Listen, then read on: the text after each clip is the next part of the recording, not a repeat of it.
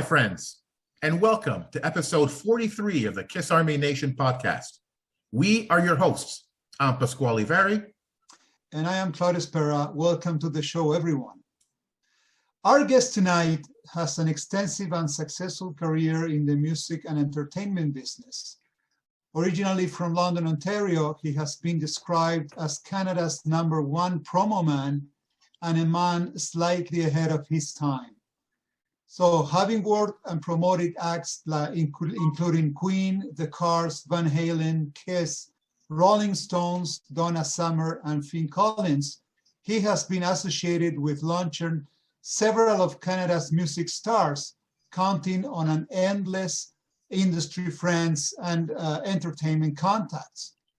As if this is not enough, he was the man responsible to bringing Kiss to London, Ontario for the first time in 1974. Please, let's give a warm welcome to legendary music promoter, Nick Panaseiko. Welcome to the show, Nick. Welcome, Nick. That's a very colorful introduction. I'm going to be waiting for a royalty check from all of them. Well deserved. It's colorful. Absolutely. It's amazing what you did. So let's go through it. Absolutely. Yes. So, Nick, Claudio mentioned in the opener the long list of musicians that you have the chance to work with. But before we talk about all that, let's start from the beginning when you were 17 years old. So how did you get into the music business and what was your drive? Well, at 17, I was the assistant manager to a major record store in London called The Disc Shop. It was in the Wellington Square. And I started to manage local bands, which consisted of groups like the London Set, the Fortune Tellers, David Lee King and the Apostles. And with these groups, as I managed them, I decided that I might as well not sell them to somebody else, but do a promotion on my own. So I would rent halls, take them 40, 50 miles outside of London to small towns like Exeter and Zurich, Ontario. And they became stars there too. So at 17 in 1964, I teamed up with a fellow called Ron Scribner, who had a major agency out of Toronto. And we were trying to get a group called Richie Night and Midnight to perform in London, but they had a hit record called Oh Charlena, and consequently couldn't make any London dates. So he talked me into presenting Gene Pitney, which I signed to a contract and worked out a deal with the local radio station, CHLO, and Paul Skeet as the MC. But as it ended up, he ended up canceling on me. So the December concert didn't go through. We had to come up with somebody else to fill in the void and all the advance tickets we sold. So we booked the Supremes. Unfortunately, there was a major snowstorm for them to drive in from Detroit. They got in late. The manager came up to me with a stack of charts. And I said, hey, I'm sorry, but the band doesn't read charts.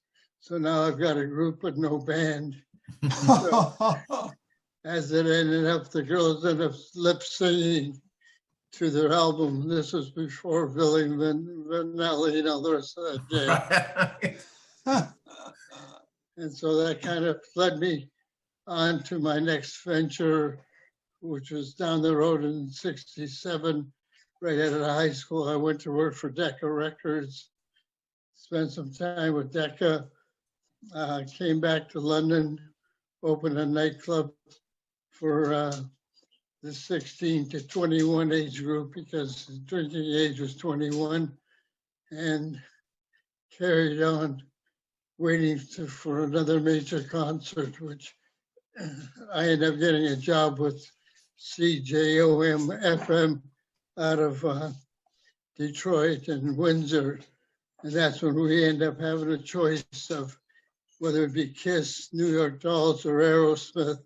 And we picked Kiss as our mascot. So this was Kiss's first major break, where a radio station actually sponsored them for a concert in London. which is like 48 years ago this summer. Oh, wow. Wow, my goodness. So, I'm a high school teacher. I work with 17-year-olds, and they don't know what's going to happen in their lives tomorrow. So as a 17-year-old young man yourself back in the day, at the time, did you have a vision that you wanted to become one of the most well-known music promoters in North America? No, I just thought I'd make more money than the band. Good answer. Yeah. Unfortunately, that never happened. Nick, you always had great ideas, and you were really enthusiastic with your work. So I remember going through your book, and you have started being part of Quality Records and WEA at a very early age. So is that how you knew about this wild new group from Casablanca Records called KISS? How were you introduced to them?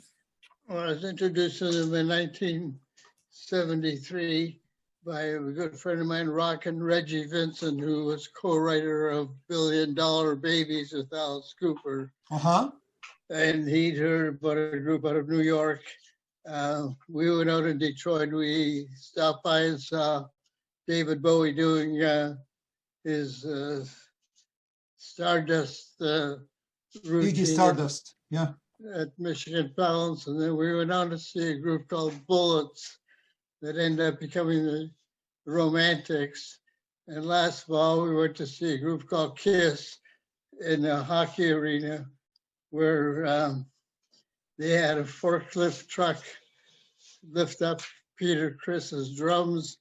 They had 2 5-gallon drums on each side of the stage for dry ice to create the smoke.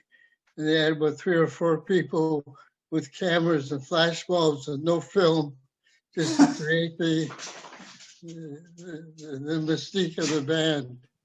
So in '74, when I started working for CJOM, I picked KISS to come into London in the summer of '74.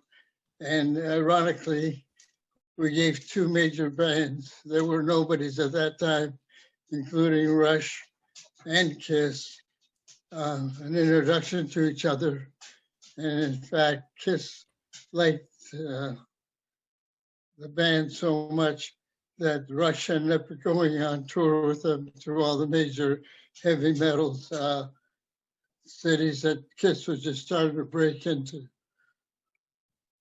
So the first time that you brought KISS to London, Ontario, actually, as you just said, so Rush was opening for them. And if I'm not mistaken, John Rotzi, the original drummer, he was part of the lineup at that time, right? Yes, he was. Unfortunately, he passed away. And then, of course, we brought them back for the iconic tour that I coined the phrase Merry Kissmas. And we brought them back with a real promotion where we hired 4 young kids to dress up in KISS makeup, a limousine, and a photographer. And we went in and out of record stores and radio stations in London with the buzz being out that KISS is in town. And consequently, Merry Christmas became, of course, a saying that they've been using. I should have signed my copyright on it, but Exactly, yeah. Yeah. Exactly. then I'd have to go up against Gene Simmons, and I don't think that would work. After the concert, which Quality Records sent their promo guy down, the national promotion guy, Gene Lou, he saw my zest for promoting, and they just signed Casablanca Records to a distribution deal. So consequently, they're looking for somebody that's going to get behind Casablanca and do the KISS tours, including Destroyer, Love Gun, etc. So Nick, I find that, your story of being part of the KISS inner circle is like truly fascinating. And I'm certain that's the ultimate dream of any promoter, to basically support acts in their early days, like you, and then see them become huge afterwards. What are your earliest memories of KISS back in the day in London? Well, the earliest thing was they definitely started out like any other group. The costumes were homemade. They stuck to their dedication of making deals with Cream magazine, which was the only magazine out of Detroit that was really spotlighting new bands out of New York, that they would never be seen without makeup. Mhm. And so that created a whole buzz too of trying to chase down Kiss. I, of course, with Quality Records in Casablanca, they hired me in 1975. And in 76, I did the Destroyer tour, where on a Saturday night after the concerts, they wanted to do something on Sunday. I ended up packing up Gene Simmons and Paul Stanley to go to play baseball at a local park in London, and Peter Criss and Ace Frehley to go fishing. So we had two limousines on the go. The limousine at the fishing hole, which is at the Fanshawe Dam, pulled up. I mean, them with the makeup, nobody knew who they were, but Peter and Ace ended up wandering into the river in their $300 steak boots and their jeans, catching nothing, but there's a day out. Exactly. So you talked about Kiss at the London Arena back in December of 1974. Can you share some memories of that particular show? Well, that show was another challenge. London in January or any time is a snow belt. Yeah. And that particular day, we ended up getting a major snow, and it wasn't the day of having cell phones. And we're waiting and no Kiss arriving. And I hired a snow plow to clear the ramp so that the truck could make it up to the top to unload the equipment. Unfortunately, as we cleaned it, it snowed harder. They ended up arriving late. The show was sponsored by a store called Peek and Seek that sold the new satin shirts and pants and whatever. And the concert was on a Sunday night with parents scheduled to pick their kids up at 10 o'clock after the concert. Unfortunately, Kiss didn't arrive till 9:30 after having special permits to travel on the 401 on a Sunday. We couldn't bring most of the equipment in. I ended up having a major argument with the road manager at that time, Halen Miller, who wanted me to throw all the kids out so they could have a sound check, which I told them wasn't going to happen. So the opening band, Joe, extended their set by a good half hour. Kiss finally came on. The review the next day in the London Free Press was, "This band's going nowhere." Oh yeah, so they said. So that was the exciting part of the early days.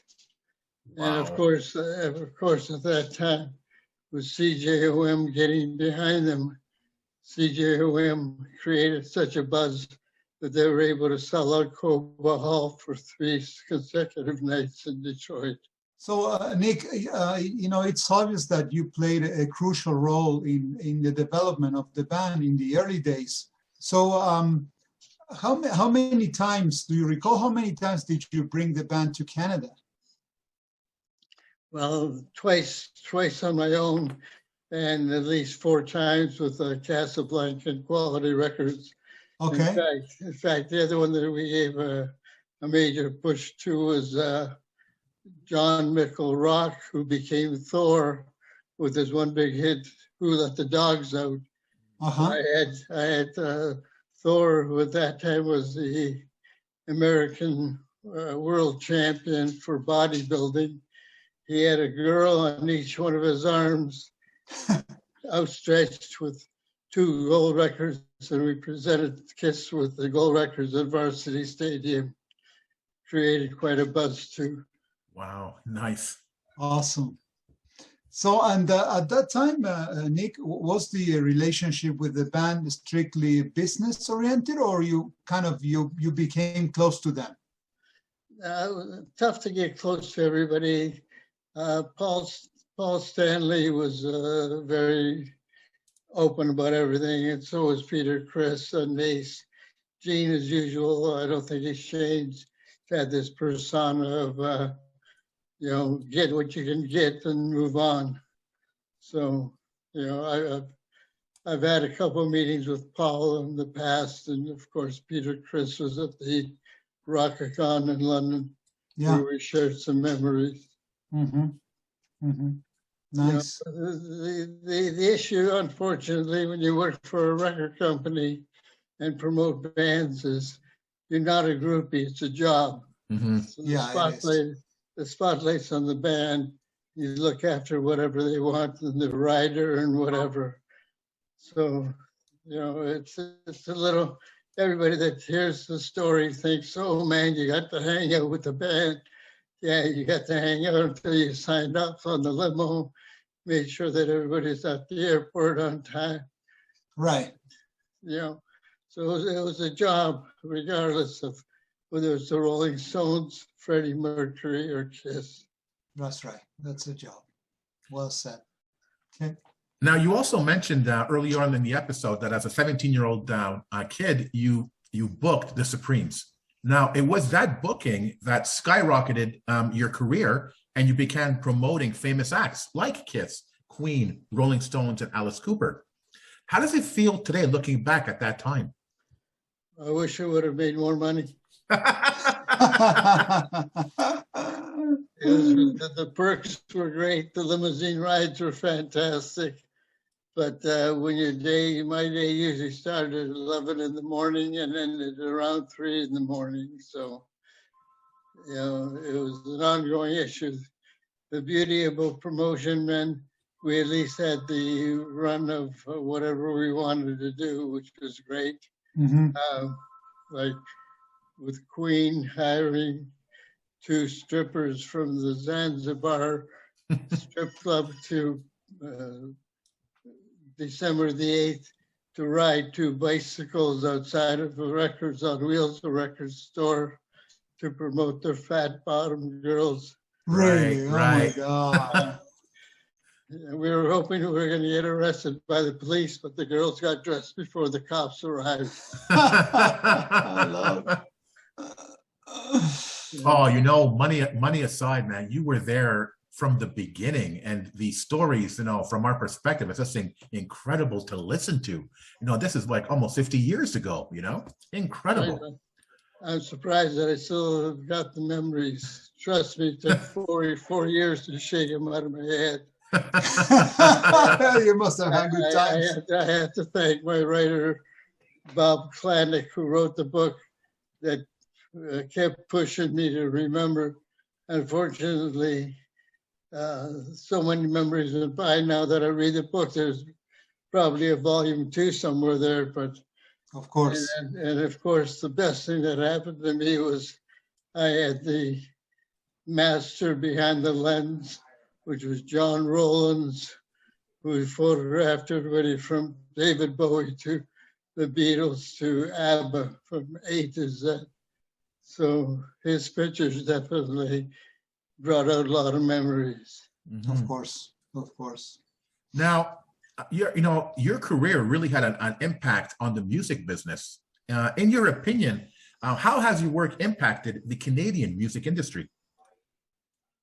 Well, in Canada, the problem was we created a superstar once every 3 years. We had Max Webster, Kim Mitchell, we had the Anne Murrays, we had the Gordon Lightfoots, but record companies in Canada were actually franchises of record companies in the US. Mm. We at WEA, Music of Canada, was Warner, Elektra, and Atlantic. The 3 of them combined together to form a company in the conglomerate. So of course, for us promo guys, we had 3 labels to choose from. with quality, it was basically the same, but the groups were up and coming groups like Blondie, where Blondie did her first concert at Seneca College, and unknown to myself and everybody else in the building, David Bowie was on piano. Oh, wow. For Iggy Pop's set. So, the record companies in Canada weren't ready to spend a lot of money on Canadian groups. And then unfortunately, we went through a couple different eras, one being the major disco era that put a lot of venues out of business. And other than that, for groups to make it, Canadian-wise, a group called Sweet Blindness made it with a cover called Cowboys and Girls. We had groups like Gado, George Oliver, Natural Gas, and of course the great Dominic Triano with on guitar, who just recently passed away. But we had some great musicians, Graham Lear on drums, that ended up playing for REO Speedwagon, Santana, and now plays with Paul Anka. So we did create some stars, but nowhere near what the Americans did. Yeah. Yeah, the marketing machine behind, of course. Nick, I had the chance, you might remember that I had the chance to meet you at the Rock and Con event in London, Ontario back in 2018 when Peter Criss was there and Dee Snider and Lita Ford. So I remember you were truly kind, and I recall you even did a guided tour of the London Music Hall of Fame, which is where the event was held, actually. I remember seeing you and Peter going through the framed pictures and memorabilia in the Hall of Fame. That was quite emotional for a fan like me to see, that you guys were remembering the good old days. Did you have time to hang out with Peter that time? So did you? Very little as usual. The women rule the world. And I know, Gigi, yeah? Yeah, that's right. His wife basically ran the show. I mean, my claim to fame at that time was that I got inducted into the Jack Richardson London Music Hall of Fame, as it was called at that time. Right. It's now the London Music Hall of Fame. But, Peter and I had a few laughs. I had met Peter actually about 10 years prior. He played a club in London called Kipling's when he was out on his own. So we had spent some time then. And with Paul Stanley, I spent some time when he did his Broadway show at the Massey Hall. So, getting close to anybody after that. Ace Frehley also played at a kind of a dive nightclub in Toronto too. So, the only one that didn't seem to go out on his own was Gene Simmons. Okay. And do you think that is there, well, maybe the question will not apply, but do you think there's any chance to bring Peter or Ace back to London for I don't know, for a tour, for a club show or something like that? Definitely. The last guys that did Rock and Con, I don't know how they did, whether they, I mean, it's all about money. It's great to have an idea, but if it's going to put you in the bankruptcy or in the hole, if they come back, I'll be happy to support it. But as I say, the old promotion days, and of course what we're into right now with this virus situation, it's going to take a while before we can regain the audience that we used to play to. Yeah, true. Yeah. So I want to move forward a little bit on the timeline and talk about some of your most recent projects, specifically a couple of months ago, the release of this book, Promo Man, Backstage Tales from the Vinyl Jungle. Now, how is this book a reflection of your career? Well, it gives snippets of encounters with everybody from Freddie Mercury, Queen, and the girls, as I said, on the bicycles, to a run-in with Bill Cosby, who used the N-word when we presented him with a box of fine Cuban cigars that the spinners who were opening for him, he pulled me aside and said, "Get these N boys out of my trailer as soon as possible, and don't ever have any N boys ever open for me again." So there's, some memories that go back that weren't that pleasant. Peter Tosh, getting him late to the airport after an interview, pulled me aside and said, "Hey, we've left you a present." I went out to my car, opened up the trunk, and there was half a pound of weed that they hadn't smoked yet. So there were some perks. Of course, the crazy 4 months that I spent with the Rolling Stones with Keith Richards was probably the most family but business rock star event that I did. And that all started with looking after Marlon Richardson, who's Keith's 7, 8-year-old son, and I played Dungeons and Dragons with him. Oh, yeah? Oh, wow. But I don't want to give too much of the book away, so if you got a chance to read some, they're all snippets. It's an easy read. There's a day in the life of, and I try to be upfront. And the bottom line is 90% of the people are dead now, so they can't argue with me. Well, I just got this, last week, so I haven't gotten through it yet, but can't wait to get started on it. Right. Well, I think you'll enjoy. Oh, I'm sure. Well, I guess there's, if I remember when I read the kind of the summary, there's great stories with, as you said before, Freddie Mercury, Keith Moon from The Who, and Keith Richards, and you name it. So yeah, you go and get the book, because this is really, really fun. And it gives us, as Nick is saying, snippets of a really, really important guy, in the promotion world for entertainment and music business.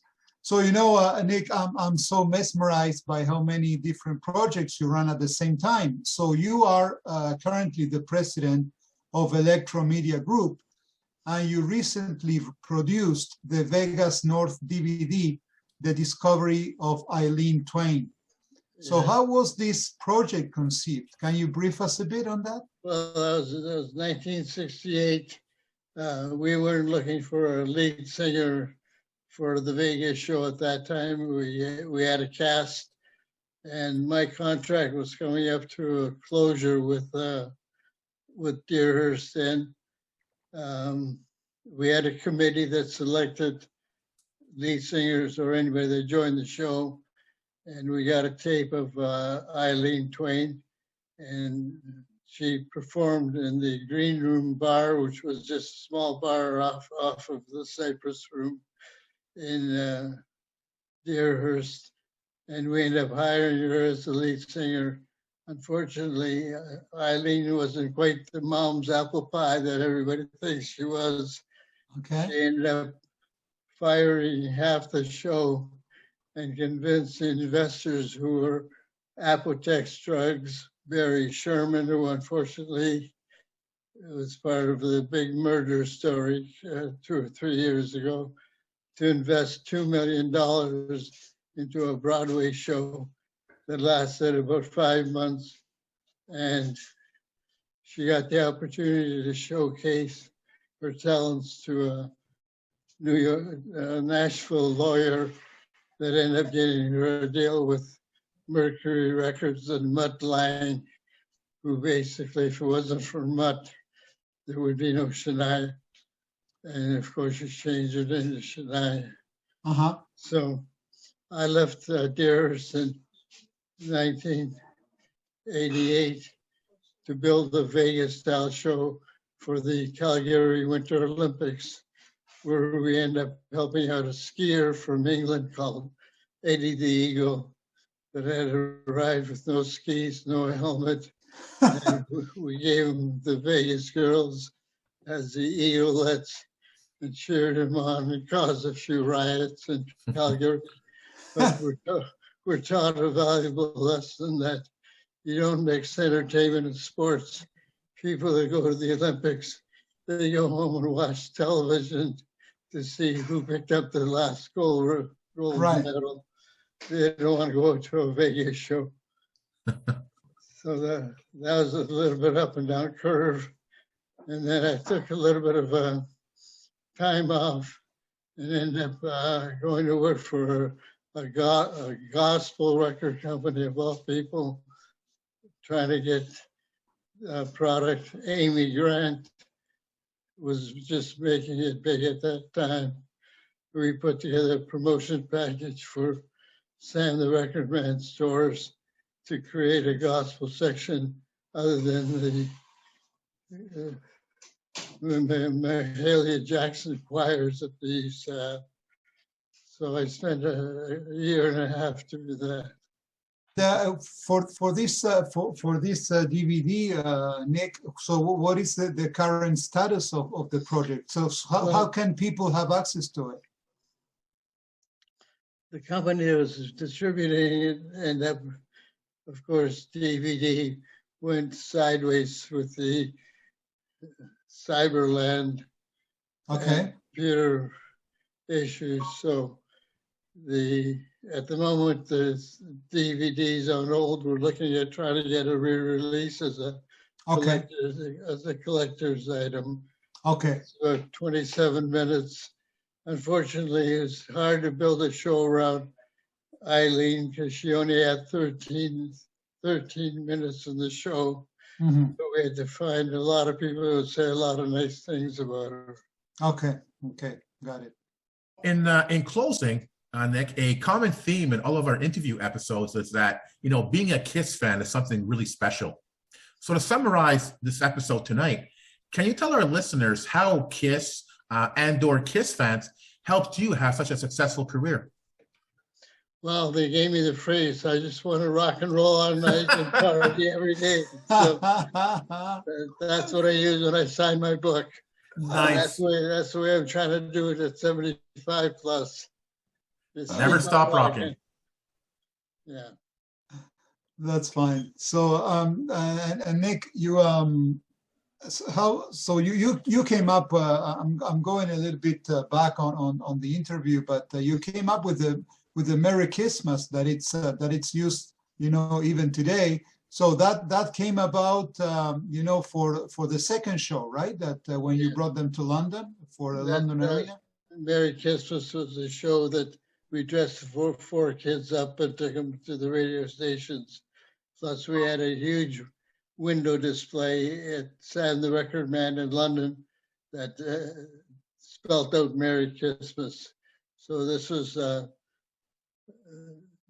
just the beginning of Kiss, probably into halfway in their career in the start. And ironically, when they played London the second time with Joe, the group opening, they played Michigan Palace the night later with Rush opening. And I think Rush has given them a lot of great accolades. And if it wasn't for Rush and the combination of Kiss and Rush, we would have had two unknown groups because at that time there was so much great talent. Aerosmith was hot. Yeah. New York Dolls were hot. I mean, they all played the little dive clubs, CBGBs in New York. So, the industry, unfortunately, doesn't give a lot of respect to a lot of groups. Once they have a one-hit wonder, they fade away, or they try to pound away until they can do something. And then, of course, like I said, disco came in with the Canadian record companies, and then the big thing, Much Music, came in. Yeah. If you didn't have a record company that spent money on a video, you weren't going anywhere. Mhm. Yeah, You know? yeah. And in radio airplay, unfortunately, people don't realize that a record might take up to 4 months before it's heard in London, Hamilton, or 5 months, 6 months before it's heard on Chum or the big stations in Montreal. Hmm. It's a building process. You just don't overnight throw the needle on a record and it's a hit. I think the last one I did that was shaken all over by the Guess Who. So, Yeah, but for sure, in order for that to happen, you always need, someone like you, what you did in the past, which is, pushing for the acts and pushing, for the airplay in the radios, right? So what you did was amazing, not only for Mhm. Kiss, but for many other acts. well, you had to get to know the music directors, and of course, you could walk into their office and throw half your records in the garbage because they weren't going to be fitting their format. Yeah, It's the secret to the industry is know your audience, know the format, and don't be pitching something that obviously is going to be outside of the limits. Claudio, you could adhere to this. A lot of people say, if you haven't been there in the 70s during Kiss's heyday, it's too bad because that was an incredible moment in history. So it was really fantastic, Nick, listening to your stories from somebody who was there from the very, very beginning in 1973. So as a Kiss fan, I got into them in 1976, and to me, it's a distant memory. So listening to stories like yours, it just brings back a ton of memories of an amazing time in history. So again, thank you so much for being on the show and sharing all these amazing stories with us. Well, I can tell you one thing. As a Kiss fan myself, I must say that the original Kiss was my Kiss. And I know there's a lot of debates about how Paul and Gene went on to organize an ongoing legacy, but Peter and Ace are definitely have to be contributed to the beginnings, and I always stand by the original four. Mhm. I personally wasn't all that impressed with the addition of other musicians, but that's my taste. I mean, the new Kiss fans celebrate all of Kiss, I believe, which Yeah. I hope they do. So from 1974 to the end of the road, which unfortunately has run into a few roadblocks, I can just say one thing. The start of the road was in London, Ontario in 1974, the summer of 1974, when CJOM, unprecedented for a radio station to present a concert, got behind Kiss. Awesome. That's quite an statement, and I think that we can wrap it up just with that. So, Nick, again, I'm going to second Pask on his final remarks. Thank you so much for being here with us. We really appreciate you staying up, late, to be with us and share your memories. And thank you again, for being so kind when I met you in London, Ontario back in 2018. All I can say, God bless you. Thank you so much for being here with us. Fantastic. And if you're missing any memorabilia on your wall, I may have some. Let me know. Okay, will do. Thank you. So to the Kiss Army, thank you so much for listening. We hope you enjoyed this episode, and remember, never stop rocking. Take care, everyone.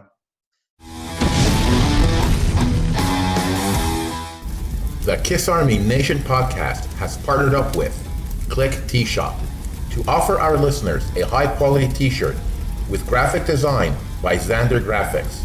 Check out Click T-Shop at clickteeshop.com.